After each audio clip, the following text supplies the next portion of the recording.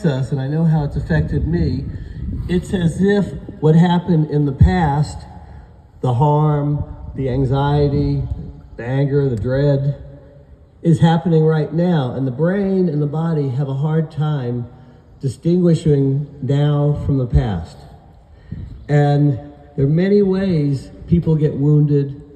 And the first thing in the healing journey, I think, is to know you're wounded. And to be wounded doesn't make you defective. Maybe it makes you complete. And your wounds can also allow you to intersect with other people who are wounded, and something magical like love can happen in those places.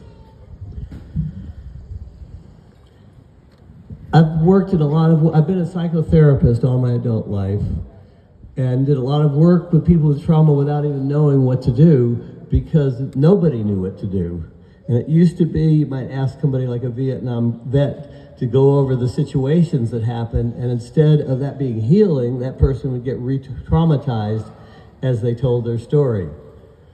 So one of the things that seems important in this journey is learning how to soothe yourself and have enough space in you, at least some of the time, to be kind to yourself and patient with yourself when you're activated, when you're reactive, when that thing happens so rapidly that you shift from wherever you've been to something else. Self-soothing is a tough behavior for a lot of people because it seems to involve talking kindly to yourself and being patient with yourself in this very slow journey of progression. Teacher of mine, Ram Dass, he used to say, it takes as many lifetimes to awaken as a bird with a silk scarf in its mouth flying over a mountain is able to wear down that mountain. That's how many passages it takes.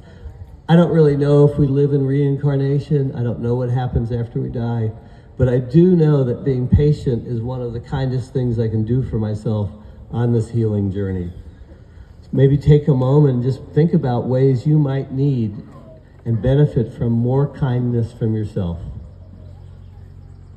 Of course, all kindness for others really comes from your kindness with yourself. And being truly kind with yourself involves you not being so judgmental, critical, harsh, talking to yourself in crummy ways. It involves being a very kind person. Having people to share with is a big thing. A lot of people who have trauma don't feel comfortable sharing it and instead feel really isolated and peculiar with it. I know I've felt that way. I know others have. Psychedelic medicines. Those seem to help a lot if they can help you rearrange your configuration of things and literally have some kind of body healing. Those medicines go right to that. And people say recreational drugs are not the same, but what recreation means is to recreate yourself. Another important thing is to feel your feelings. To let yourself feel them, but not drown in them, not let them dominate you. So feeling sadness, you have to grieve. And it may dominate you if the grief is so strong, and that might be really important on your journey to healing. Anger might be useful, but it also can fuel continuous anger and hypervigilance, and that doesn't help you heal at that point. What I really like is time in nature. Time in nature by myself lets nature or something else come in and do its healing work with me just trying to be present for it.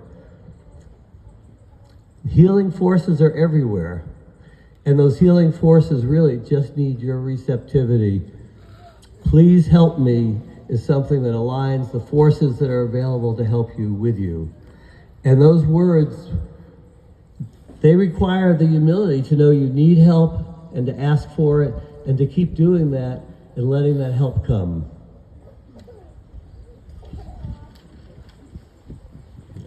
Heal means to be whole, and living with our wounds is part of being whole, and reducing our wounds or reducing the negative impact of them is part of that healing process.